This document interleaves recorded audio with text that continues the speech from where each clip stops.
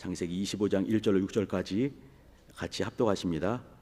시작. 아브라함이 후초를 취하였으니 그 이름은 구드라라. 그가 시므란과 욕산과 무단과 미디안과 이스박과 수아를 낳았고 욕산은 스바와 드단을 낳았으며 드단의 자손은 아수르 족속과 루두시 족속과 루미 족속이며 미디안의 아들은 에바와 에발과 한옥과 아비다와 엘다아니 다 구드라의 자손이었더라. 아브라함이 이삭에게 자기 모든 소유를 주었고 자기 서자들에게도 재물을 주어 자기 생전에 그들로 자기 아들 이삭을 떠나 동방 곧 동국으로 가게 하였더라. 아멘. 영성, 영적인 성품, 영적인 품성이라고 이렇게 볼 수 있을 것 같습니다. 영성을 빼앗기지 말라라는 주제를 가지고 같이 은혜를 나누도록 하겠습니다. 우리 지금 3월 예수님을 닮아가는 달로 지키고 있고요. 사순절 기간입니다. 부활절을 앞둔 그런 시점입니다. 영성, 이렇게 영적인 성품, 품성, 바짝 말라버린 시대에 살고 있다라고 생각을 한번 해보게 됩니다. 저만 보더라도 이제 이렇게 가끔씩 뉴스를 보더라도 마음이 상하기도 하고 참 힘든 시대에 살고 있구나라는 말이 이렇게 안 하려고 하도 이렇게 자꾸 이렇게 입에서 삐져나오고 투덜거리게 되고 이 얼굴이 찡그러지기도 하고 그렇습니다. 어떠십니까? 평안하십니까?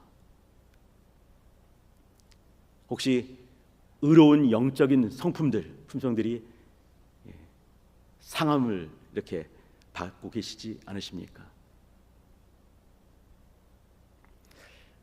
들어가는 얘기로 사실은요, 제가 이렇게 아펜젤러 얘기를 한번 해볼까 잠깐 생각을 한번 해봤습니다. 아펜젤러 잘 아시죠? 우리나라에 이렇게 감리교회를 처음 이렇게 시작한 선교사님입니다. 1885년 4월 5일 날 사모님과 같이 제물포항 인천항으로 들어오셨어요. 그때 나이가 27살이었습니다. 저는 가끔씩 생각을 한번 해보거든요. 내가 이렇게 이런 분들 이렇게 위인들 또 신앙의 위인들 신앙의 선배들 볼 때마다 그분들이 이렇게 뭔가를 역사했을 때 나는 과연 그 나이 때 뭐 했나 생각을 한번 해봅니다. 27살 때 우리 성도님들은 뭐 하셨습니까? 저는 그때 정신없이 살았던 것 같습니다.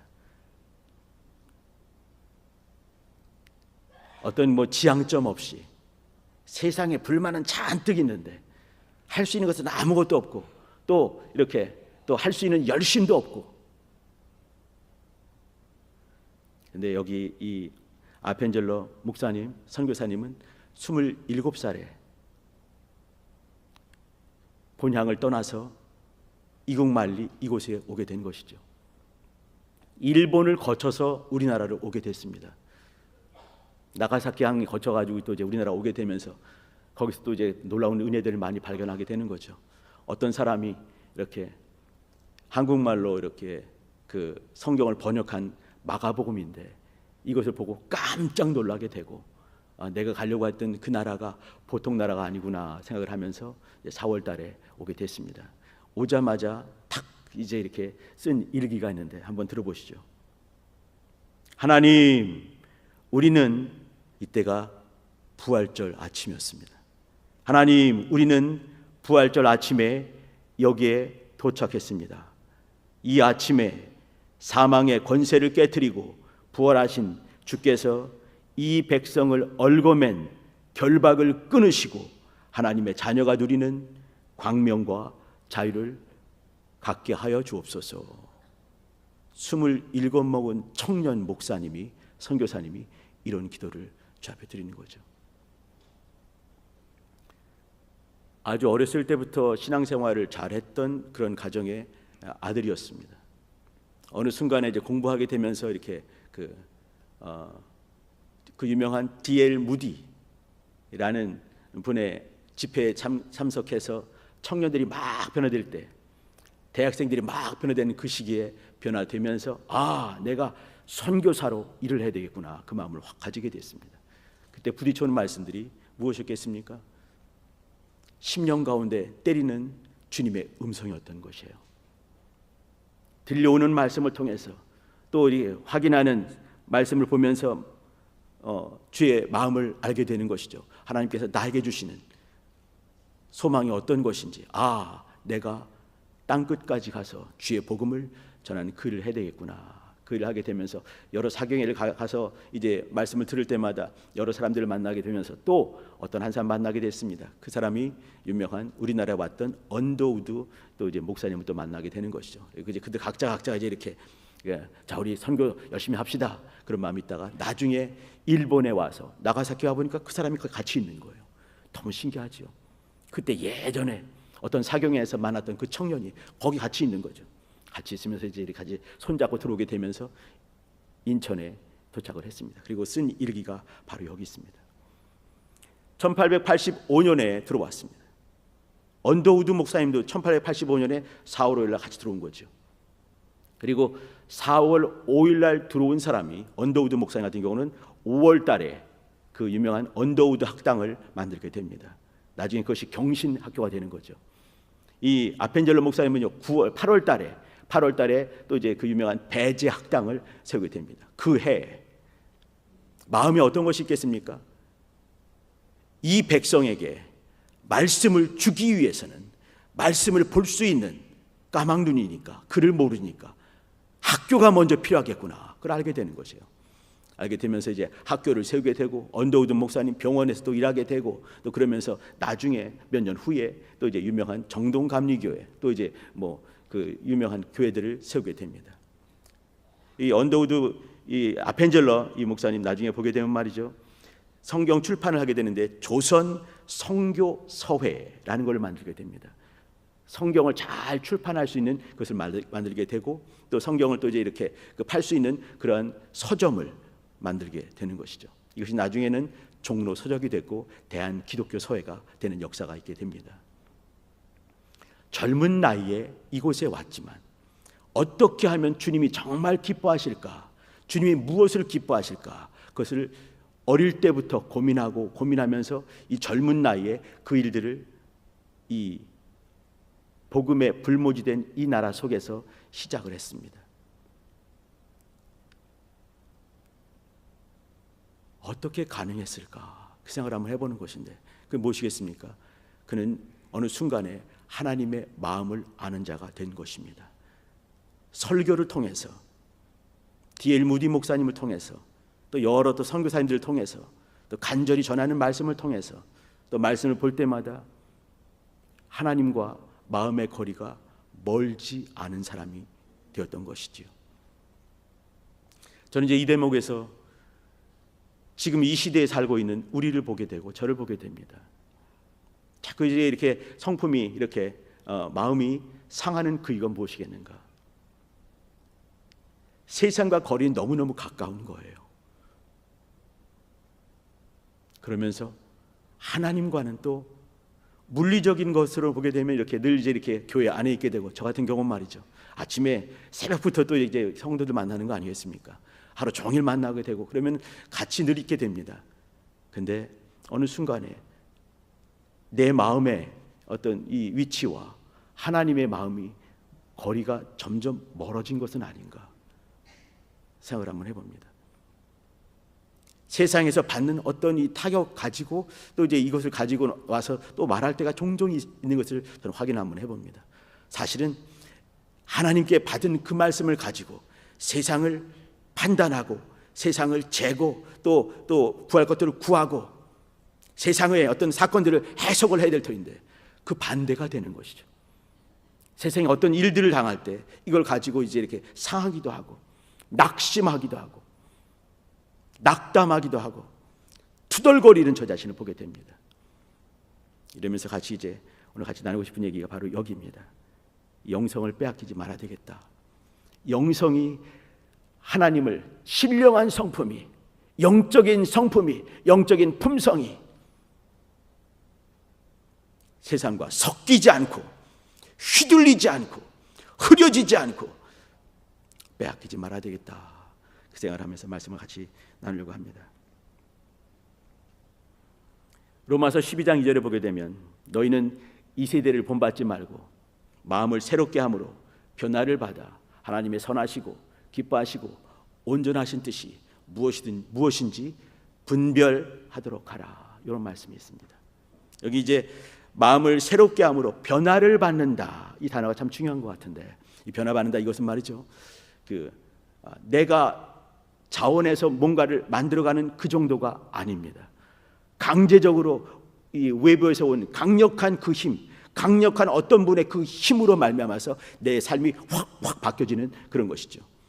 그러면 어떤 것이겠습니까? 어떤 분이 오셔서 이런 일을 하시겠습니까? 당연히 성령님이신 거죠. 성령님이 오셔서 내가 원하는 내 방향이 아니라 그분이 원하시는 그분의 방향대로 내 삶의 방향대로 확 틀어가시는 것입니다. 이것이 변화를 받는다, 수동태인 것이죠. 능동태, 내가 자원하는 것 정도가 아니라 그분께서 원하셔서 오셔서 그분이 원하시는 방향으로 틀어가는 것입니다. 이것이 변화를 받는 것입니다. 그리고 하나님의 선하시고 온전하시고 기뻐하신 뜻이 무엇인지 분별하는 것. 지금 이 시대는 정말 모든 순간에 분별을 해야 되는 시대인 것 같습니다. 어떻게 살아야 될 것인가? 교회를 한다면 어떤 모습을 가져야 될 것인가? 크리스찬이라 한다면 어떤 모습을 가져야 될 것인가? 같이 오늘 본 여기 아브라함 이야기, 아브라함의 마지막 일입니다. 아브라함의 마지막 일 보시고 같이 나누도록 하겠습니다. 우리가 본 여기 25장은 아브라함이 죽는 대목입니다. 우리가 6절까지 읽었는데 7절에 그가 향수하고 죽었더니 175세였더라로 마무리가 되는 것이죠. 175살의 삶이 마무리가 되는 아브라함의 이야기가 있습니다. 자, 우리가 너무너무 많이 들었던 얘기고요. 또 너무너무 유명한 얘기고요. 또 이 아브라함, 기본적으로 이제 그 크리스찬이라 한다면 아브라함 잘 알지 않겠습니까? 그 아브라함 얘기를 다시 한번 마음에 한번 정리하는 시간을 가졌으면 좋겠습니다. 우리 성도님 잘 아시는 것처럼 아브라함은 히브리 사람의 히브리인 1호 히브리인입니다. 물 건넌 주의 사람, 하나님의 사람, 첫 번째 사람이 되는 것이죠. 근데 이제 가만히 볼 것이 뭐냐면 창세기 11장 끄트머리와 또 창세기 12장 1, 2, 3, 4절에 보게 되면 아브라함의 아비 데라라는 사람과 아브라함과의 삶의 어떤 모습이 잠깐 대비되어서 나오고 있습니다. 창세기 11장에 보게 되면 데라라는 사람이 있는데, 데라 아브라함의 아버지죠. 아브라함의 아버지가 어느 순간에 이제 이렇게 갈대아 우르 땅에서 떠날 마음을 먹게 됩니다. 이때 중요한 것은 뭐냐면 그가 마음에 작정을 한 것입니다. 중요한 것은 뭐냐면 어떤 들려온 외압적인 주님께서 임하셔서 감동하셔서 그 말씀을 쫓아가는 모습이 아니었습니다. 그가 이렇게 삶을 좀 다르게 좀 살아야 되겠다. 이제 삶을 바꾸기 위해서 삶을 진짜 바꾸는 건 뭐겠는가? 이사를 가자. 그 당시 부족국가 시대에 이렇게 삶을 바꾼다는 거 쉽지 않을 터인데 어느 순간 마음에 결심을 하게 되고 데라가 움직이게 됩니다. 근데 움직이게 되다가 이제 이렇게 하란 땅에서 죽게 되는 것이죠. 중요한 것은 뭐냐면 그가 가고자 하더니 가다가 하란 땅에서 그가 이제 죽게 되는 겁니다. 그 다음이 이제 아브라함입니다. 아브라함에게 그때 그 나온 얘기가 유명한 창세기 12장 1절, 2절, 3절입니다. 하나님께서 임하셨지요. 임하셔서 이제 아브라함을 부르시고 이제 내가 네게 지시할 땅으로 가라. 본토와 친척과 아비 집을 떠나라. 이렇게 말씀하십니다. 그 아브라함의 움직인 것은 데라와 다릅니다. 데라는 마음에 그래 한번 떠나보자라는 그런 마음이 있었지만 아브라함은 하나님께서 부딪혀오는 말씀이 있게 되고 12장 4절 보게 되면 아브라함은 하나님의 말씀을 쫓아갔더라로 시작을 합니다. 아브라함의 영성의 시작입니다. 우리가 어떤 삶의 변화가 될 때, 또 어떤 변화된 모습이 있었을 때, 그 변화된 모습이 내가 그렇게 하고자 하는 그런 마음인지, 아니면 부딪혀오는 말씀으로 말미암아서 나는 정말 내 본성상으로 또 내 성품적으로는 그것이 옳지 않은 것, 합당치 않은 것 같지만 또 이게 마음에 들지 않지만 주님이 기뻐한다면 삶의 모양을 바꾸는 것이 영적인 성품의 모습입니다. 아브라함이 그렇게 시작을 했습니다.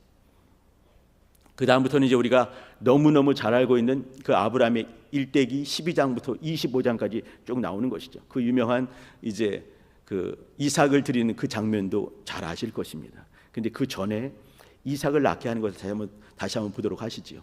이삭을 낳기 전에 어떤 일이 있었습니까? 그가 나이가 오래 먹을 동안에 그가 하나님 부르셨을 때가 75이었는데 그때까지도 후손이 없었습니다. 그래서 그는 이제 마음에 다짐을 하는 것이죠. 그게 뭐냐면 그 당시 고대 근동 사회에서 자손이 없을 때는 이렇게 그 집에서 길리운 똑똑하고 지혜로운 어떤 하인을 후계자로 삼는 것입니다. 그 사람이 누구였냐면 다메섹 사람이었고 다메섹의 엘리에셀이라는 사람입니다. 엘리에셀 이름을 보게 되면요, 이렇게 엘리에셀, 엘리 나의 하나님, 엘리 나의 하나님이죠. 에셀 이거는 뭐 도움이다 이 말입니다. 그러면 하나님은 나의 도움이 되십니다 이런 뜻인 거죠. 이거 나와 있지 않지만 제가 한번 고민 한번 해볼 때 엘리에셀은 어느 순간에 그냥 종으로 이제 예를 들면 이렇게 5월이 뭐 10월이 7월이 마당쇠 이런 이름이었을 것 같습니다.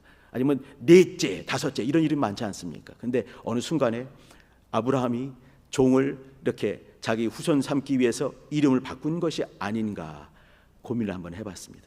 책에 나온 것은 아니고요. 그러면서 엘리에셀 딱 이렇게 하나님은 나의 도움이시다. 이제 이런 엘리에셀이 있는 거죠. 하나님께서 말씀을 하십니다. 이제 주님께서 복을 주시겠다 하시니까 아니 나에게 어떤 복을 주시려고 하십니까? 이렇게 물어보죠. 그러니까 내 후손이 하늘의 별처럼 바닷가의 모래처럼 많을 것이다. 이렇게 하니까 이제 제 후손이 없습니다. 엘리에셀이 있는데 다메섹 엘리에셀을 내 후손으로 삼았습니다. 다 가니까 주님이 말씀하시죠. 내 몸에서 날짜가 내 후손이 되리라. 그 다음에 난 사람은 우리 성도님 잘 아시는 것처럼 이스마엘을 낳게 됩니다. 하가를 통해서 이스마엘을 낳게 되죠. 이스마엘, 이슈마엘 이 말이죠. 이 말은 뭐냐면 하나님이 목소리를 들으셨다라는 그 이름을 갖게 되는 이스마엘 낳게 됩니다. 근데 이스마엘 낳았을 때도 이제 주님이 또 말씀하십니다. 이는 내 후손이 아니니라 말씀을 딱 주세요. 그러니까 하나님 이제 이 아브라함이 건방에 그때는 하늘 찔렀던 것 같습니다. 하나님 그저 힘쓰지 마세요.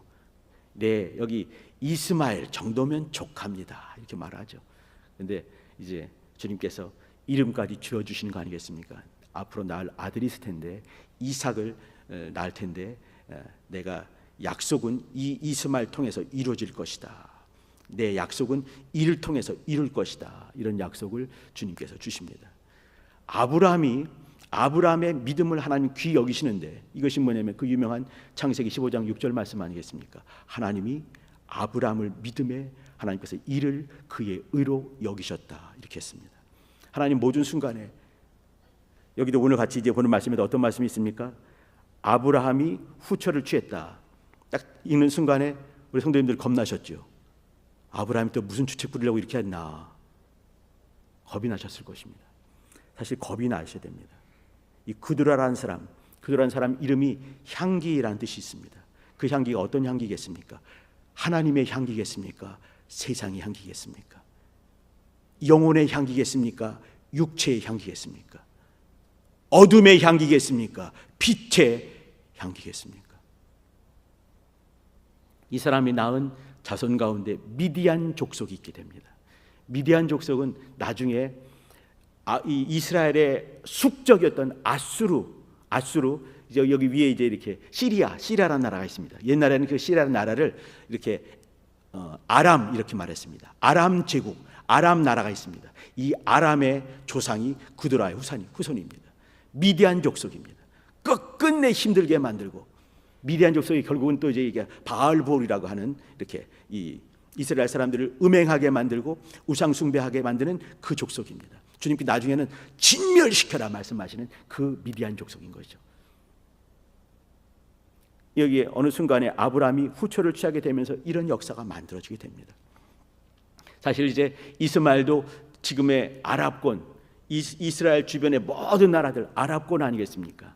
그게 낳게 되거든요. 어느 순간에 어떤 한 번의 어떤 실수로 말미암아서 수천 년간 이렇게 힘들어지는 역사가 만들어지게 됩니다. 영성이 깨어있지 못하면 그런 일 벌어질 수 있는 것입니다. 섞이지 않게, 영적인 성품이 섞이지 않게, 말씀이 섞이지 않게, 세상의 생각과 하나님의 뜻이 섞이지 않게 하는 것 굉장히 중요한 것 아니겠습니까? 자, 그럼에도 불구하고 아브라함은 이제 이삭을 낳게 되고 이삭을 통해서 또 하나님의 약속을 다시 한번 주님이 시험하시지. 이렇게 그 유명한 창세기 22장에 시험하는 그 장면이 있게 되면서 25장에 도달하게 된 것입니다. 여기 보시게 되면 그두라라는 여인이 아들을 요 기록에 한번 보면 말이죠. 이때 175살 됐던 아브라함 시절입니다. 그때 그두라가 6명의 아들을 낳았습니다. 사라가 127세에 그게 죽게 되고 아브라함은 그때가 137세였을 것입니다. 그때 이후로부터 약 한 38년간 살면서 자손을 낳게 된 거죠. 그두라를 후처를 취하게 되면서 낳았는데 아들을 6명 낳았습니다. 딸을 몇 명 낳았을까요? 이 그두라가 아들만 낳았구나. 그것이 아닙니다. 죄송합니다, 우리 여성분들. 그 당시는 여성은 사람 축에 집어넣지 않았습니다. 집어넣지 않은 거죠. 그러면은 여기 이 6명 낳을 동안에 딸들을 얼마나 많이 낳을지 그건 모르는 것입니다. 이제 이 아들 6명 낳고요, 손자 7명을 낳았습니다. 증손자 3명을 낳았습니다. 여기 지금 16명이 있었지요. 근데 그 위에 얼마나 많은 민족들이 나오겠습니까? 나중에는 그 아람 제국이 만들어지는 역사가 있게 되는 것이죠. 그걸 이제 여기 쭉 써놓으신 이유가 있는 것 아니겠습니까? 여기 이제 보게 되면 다 그두라의 자손이라 이렇게 했습니다. 그리고 그 다음에 이어지는 아브라함의 역사를 잘 보실 필요가 있습니다. 제가 5절 읽어드리겠습니다. 아브라함이 이삭에게 자기의 모든 소유를 주게 됩니다. 자기 서자들에게 6명이죠. 그리고 또 16명에게 재물들을 나눠주게 됩니다. 여기 모든 소유, 재물 같은 말로 볼 수도 있겠지요. 근데 저는 다르게 보고 싶은 것이 뭐냐면 모든 소유했을 때 가장 중요한 것이 뭐겠는가? 서자들에게는 재물을 주었다 이렇게 말했습니다. 재물은 정말 재물인 거죠. 이렇게 뭐 금부치, 또 은부치, 뭐 또 짐승도 주기도 하고 노비도 주기도 하고 했을 것입니다. 근데 그곳에는 하나님의 역사, 하나님이 관심 두시는 신령한 것은 없는 것입니다. 이삭에게는 모든 소유를 줬다 했을 때는 틀림없이 또 금부치, 은부치, 또 짐승들, 또 종복, 노복을 줬을 것입니다. 그러나 정말 중요한 것이 그에게 가는 것이죠. 무엇이었겠습니까? 영성인 것입니다. 하나님께 주신 약속은 어디에 가겠는가? 가나안 땅이 있습니다. 주께서 하신 말씀이 하늘의 별처럼 바닷가의 모래처럼 이 자손이 많을 것이고 또 이 땅을 허락하실 것이다. 내가 네 하나님이 되겠다. 이 3대 약속 아니겠습니까? 이 3대 약속이 누구에게 가겠습니까? 이삭에게 가는 것입니다. 정말 중요한 일이 그 다음에 이어지는데 이것이 뭐냐면 자기 생전에, 이 생전이라는 얘기는 뭐냐면 그 다음에 지금 우리 6절을 읽고 있습니다. 7절에서 그가 175세를 향수하고 죽는 것이죠. 그러면 바로 죽기 전에, 바로 직전에 이루어진 바로 그 일입니다. 자기 아들 이삭을 떠나서 이 서자들을 떠날 수 있게 바로 하는 것, 그것입니다. 아브라함의 마지막 역사를 잘 봐주시기 바랍니다. 그가 낳은 서자들과 또 자기의 약속의 후손 이삭과 거리를 만드는 것입니다. 신령한 역사를 봐주시기 부탁드립니다. 섞이지 않도록 서자의 역사와 또 약속의 이 이삭이 섞이지 않도록, 언약과 세상이 섞이지 않도록, 빛과 어둠이 섞이지 않도록 거리를 두는 것입니다. 이삭은 더 하나님께 가까이 갈 수 있게 만들어 버리는 것이죠.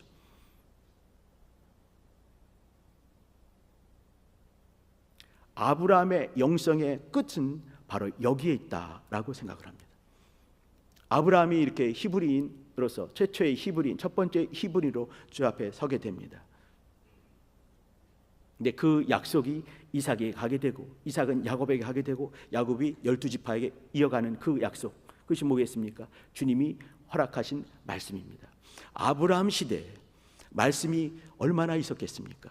지금 우리야 이렇게 큰 성경, 이따만한 성경이 있지만 아브라함 시절에 어떤 게 있겠습니까? 그가 들었던 몇 마디 말씀입니다.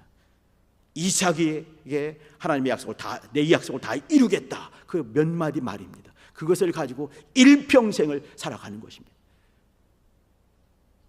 75살에 불륜받아서 175살, 100년을 살면서 그가 물론 시행착오가 많이 있었지만 순간순간마다 돌이키면서 다시 말씀을 깊이 보게 되면서 그 말씀에 뜻을 두게 되는 것이죠. 하나님과의 마음의 거리, 신령한 거리를 점점 좁혀갔던 사람이 아브라함이었습니다. 말씀을 이루어가면서, 그의 삶 속에서 이루어가면서, 가문 속에서 이루어가면서. 제 계시록을 한번 읽어드리겠습니다. 계시록 22장 11절 보시게 되면요,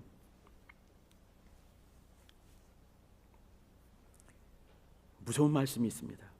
불의를 하는 자는 그대로 불의를 하고, 더러운 자는 그대로 더럽고, 의로운 자는 그대로 의를 행하고, 거룩한 자는 그대로 거룩되게 하라. 보라, 내가 속히 오리니. 이어지는 말씀인 거죠.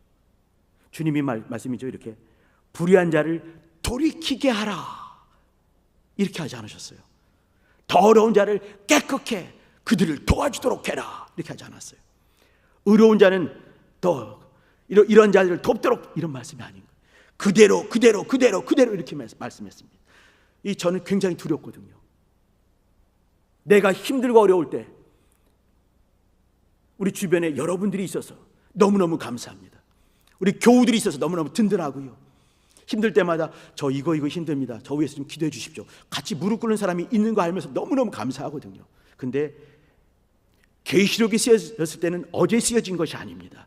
2000년 전에 쓰여진 것입니다. 그때 이미 하신 말씀이 뭐냐면, 불의한 자는 그대로 불의하도록 내비둬라, 이렇게 말씀하셨어요. 더러운 자는 그대로 더럽게 내비둬라. 어떤 순간에 우리가 뭔가를 하려고 하면서 돕는 것처럼 하다가 의로운 심령을 상할 때가 많이 있을 것 같습니다. 주님이 그것 때문에 그러신지 모르겠지만 주님이 경고성 마지막 발언을 하신 것입니다. 그대로 내비둬라. 너무 두려운 말씀이죠. 우리 성도님들, 시대를 분별하시길 부탁드립니다. 그러기 위해서는 말이죠, 분별할 만한 그 말씀이, 그 기준이 내 속에 있지 않으면 안 되는 것입니다. 성령 충만하지 않으면 안 되는 것입니다. 성령 충만하심이 내 속에 강력히 역사하셔서 내 속에 있는 말씀들을 툭툭 생각나게 하시면서 그 말씀을 가지고 세상을 재고 세상을 판단하며 아닌 것들을 아니라 말할 수 있게, 저거는 틀린 거다 말할 수 있게, 그러면서 하나님과 마음의 거리, 신령한 거리를 더욱더 가까이 다가가고 세상으로부터 상처받지 아니하고 휘둘리지 아니하고 내 영혼을 지켜가야 될 때가 지금인 것 같습니다. 우리 성도님들, 말씀 보실 때마다 그 말씀이 여러분들 감동하십니까? 심령을 때리고 계십니까? 기도할 때마다 주님께 마음이 슉슉 가까워지고 계십니까? 예수여 한번 부를 때마다 주님께 가까이 다가오고 계십니까? 새벽을 깨우거나 저녁 시간에 또 정한 시간에 나가서 잠시라도 기도할 때라도, 아니면 운전하면서 잠깐이라도 기도할 때도 주님의 마음에 가까워지고 계십니까? 내가 주님을 가까이 할 때 주님이 우리를 가까이 하실 것입니다. 제가 어떤 선생님과 잠깐 얘기를 했는데, 주님까지의 거리가 1보, 2보, 3보 하게 되면 주님과 딱 하나가 되는 거예요. 그러면 우리 선생님은 마음의 거리가 얼마나 되십니까? 한번 물어본 적이 있어요. 그러니까 그분이 하시는 말씀이 뭐냐면, 저는 늘 주님과 같이 있습니다, 이렇게 말씀하셔요. 담대하게. 내가 감동이 확 됐습니다. 대단하시군요. 그랬더니 그분이 그렇게 말씀하셔요. 제가 이렇게 거꾸로 뒤로 한 발짝 갈 때도 있습니다. 앞으로 가야 되는데 1보, 2보, 3보까지 가야지만 주님과 합해지는 것인데 내가 거꾸로 뒤로 1보 갈 때도 있는 거예요.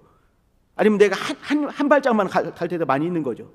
근데 그때마다 주님께서는 제 앞으로 2보 가까이 오셔서 저와 늘 함께 해주십니다.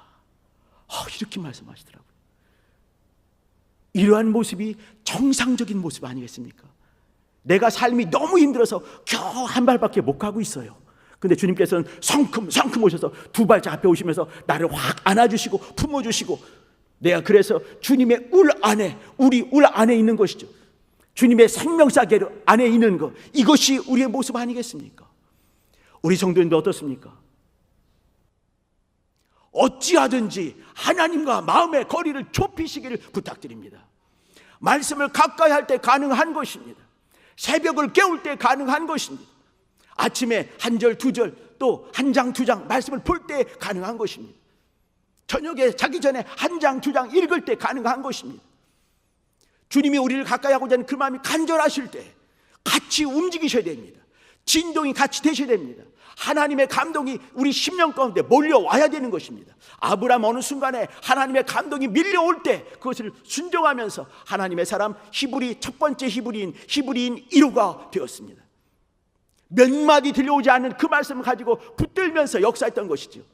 어느 순간에 내 새끼라 하더라도 주님의 약속이 없을 때 또 헤어지게 만들면서, 이거는 신령한 영적인 얘기인 거지요.